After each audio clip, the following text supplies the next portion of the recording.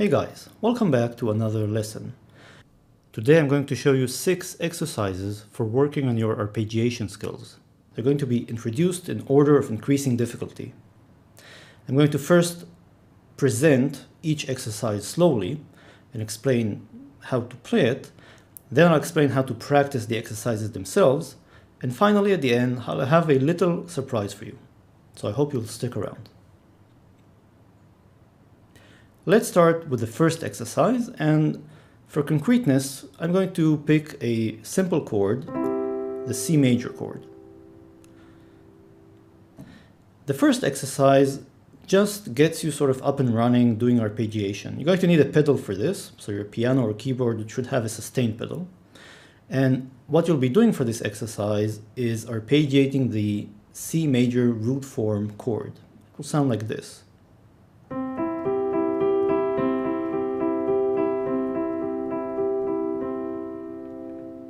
And you can play a bass of a C in the left hand.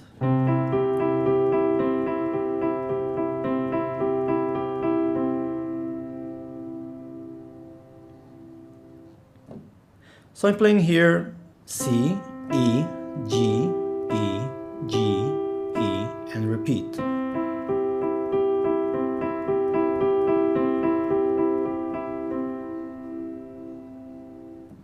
Now, if you have a chord progression that you like, you can play these chords using this pattern.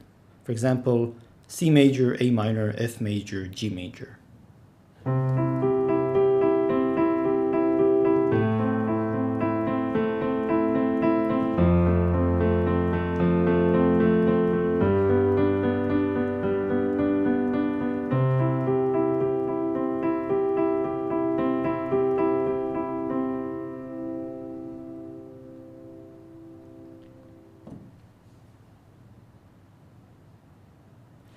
Moving on to the next arpeggiation exercise, this one starts stretching your hand a bit.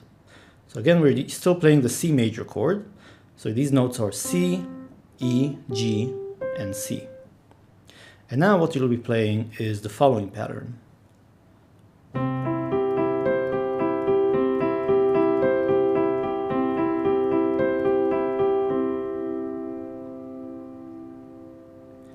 So I'm playing here C, E, G, E, C, G, E, G, and repeat.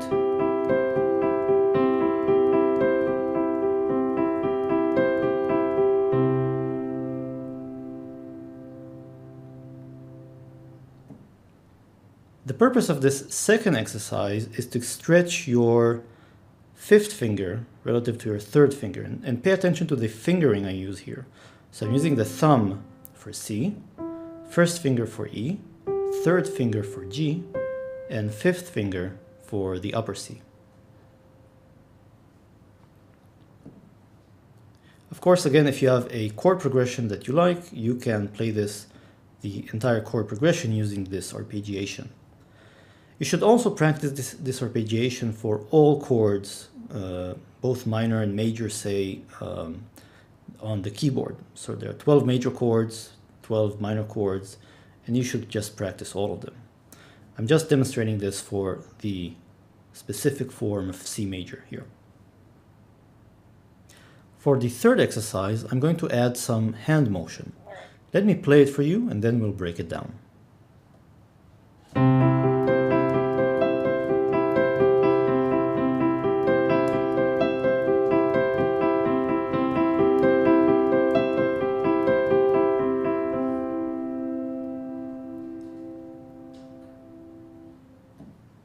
Playing this slowly, I'm playing C, E, G, C, E, G, C, E, C, G, E, C, G, E, C, E, and repeating.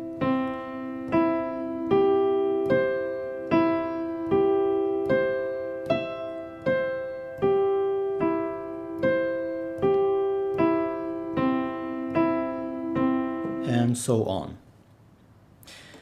Now, this exercise works on two additional aspects of playing arpeggios.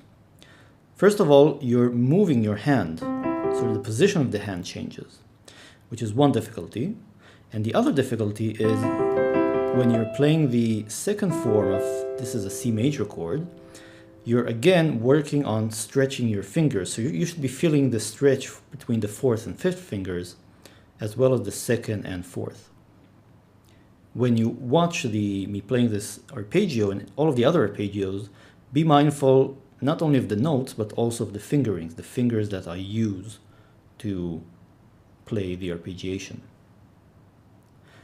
For the fourth exercise, I'm going to extend the third exercise by going up farther. So let me first play it, and then we'll break it down slowly.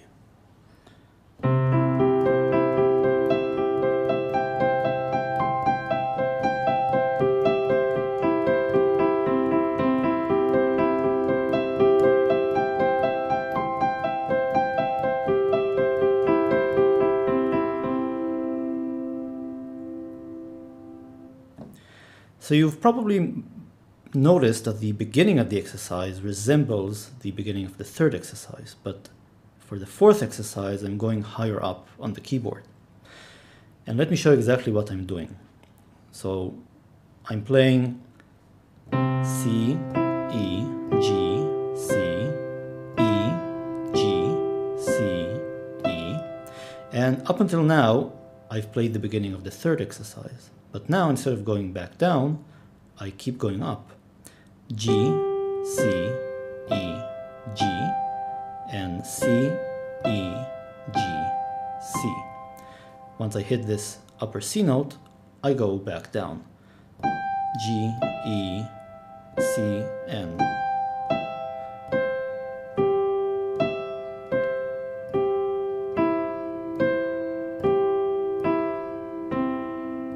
repeat. What this does is, again, it gets your hand moving across the keyboard, and it also adds this additional position. So if you've been paying attention to the video, you've seen that what we're actually doing is we're playing this form of C major, and then we're arpeggiating this form, then we're arpeggiating this form, and then we're back to arpeggiating the first form, and then going down.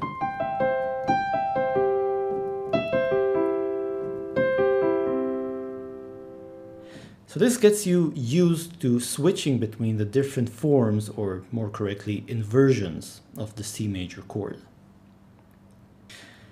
For the fifth exercise, we're going to do something slightly different, which is we're going to alternate notes. And let me play it for you, and then we'll break it down.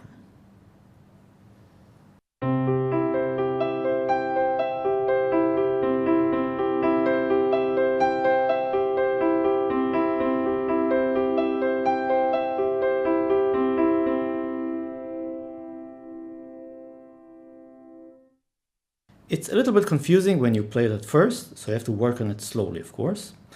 And let me show you exactly how to break it down slowly. So I'm actually alternating between notes in the C major chord. So I'm playing C, G, E, C, G, E, C, G, and then going back down.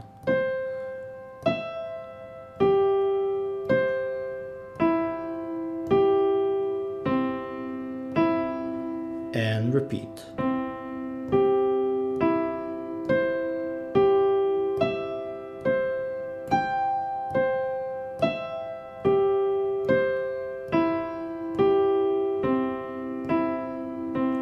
And so on and so on. What this does is it gets your fingers sort of jumping across the keyboard. And again, it's important that you pay attention to the fingering I use, because that will get you working on these sort of usually weak points of players. For the sixth and last exercise in this video, I'm going to play an advanced arpeggiation that is going to take into account everything we've done so far. So this is going to be difficult, so don't expect to be able to play this at first, but with practice and time, I hope you will. I'll play it first, and then we'll break it down. So you start by playing a double bass in the left hand, C and C, and then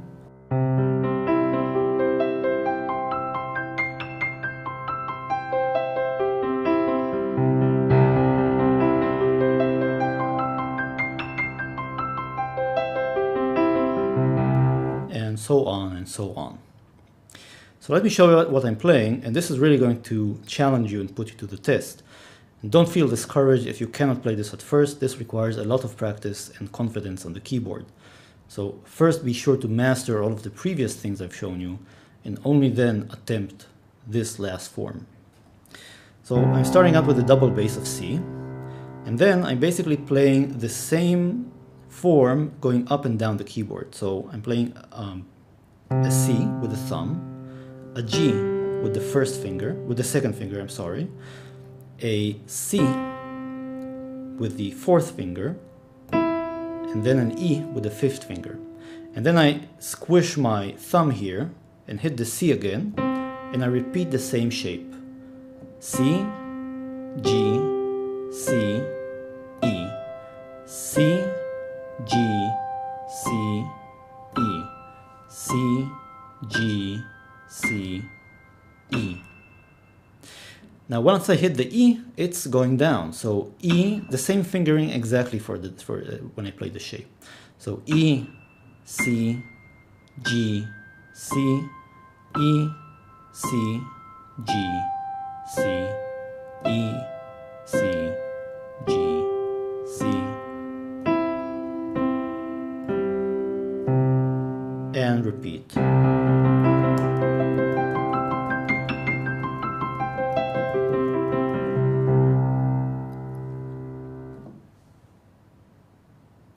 Now, let me give you some pointers on practicing these.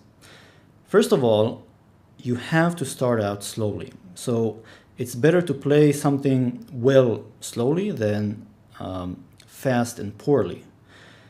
It's important to build up your skills correctly when you learn these things. So it might be tempting to try and play something like, but you're not doing yourselves any favor.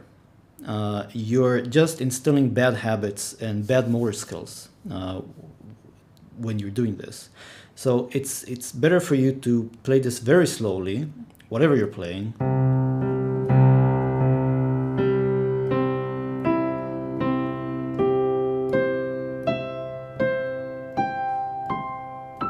And so on, then playing something fast.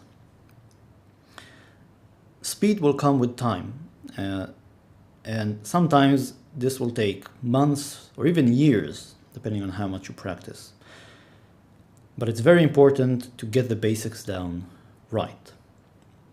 You have to feel that you're pressing each of the keys with equal weight.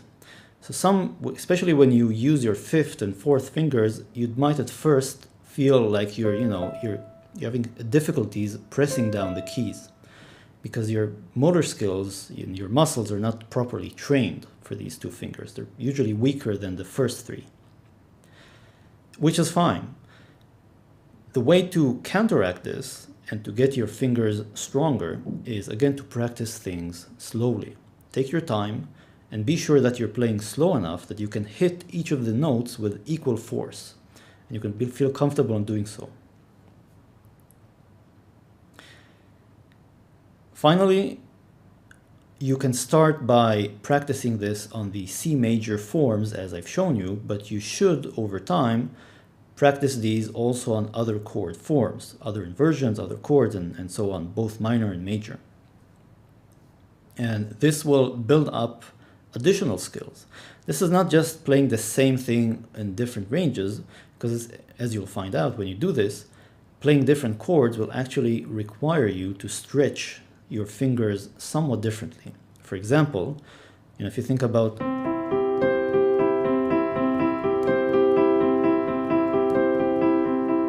the second exercise, so playing the C major like this, is going to feel different than playing, say, a D major.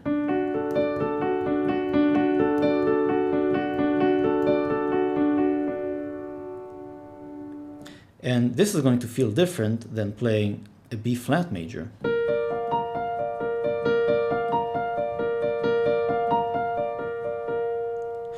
You'll see that when you, for example, stretch your third and fifth fingers between F and B flat, this is going to be a different stretch than when you stretch them between G and C for the C major chord. So it's going to put different demands on your agility and ability to stretch, which is good.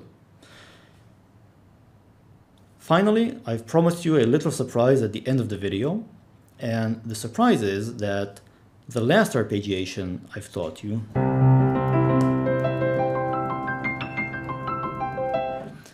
is actually the beginning of one of, in my opinion, the most satisfying etudes ever written, which is the Waterfall Etude by Chopin. So if you really want to hear this as to what you should aspire to, maybe if you want to be a classical pianist, or you just want to see how amazing some players can become when they dedicate their lives to the instrument, just go ahead to YouTube and Google Chopin Waterfall Etude. There are many famous pianists out there, from Rubinstein and Ashkenazi and many others, who have recordings performing this on YouTube. And it's quite inspiring to see exactly just how far technically they take this. Don't be discouraged that there are such amazingly talented players out there in the world. Rather, I hope you should let this inspire you, sort of give you an idea of the extent of the human spirit in some sense, as to how far you can get if you dedicate your life to an instrument. And it's fine if you never reach that level. These people have spent their entire lives practicing. And it's okay if you just practice half an hour or an hour a day not to reach their level. But it's still inspiring, in my opinion, to see what very talented individuals can achieve on the piano. That's it. I hope you've learned something interesting, and I'll see you next time.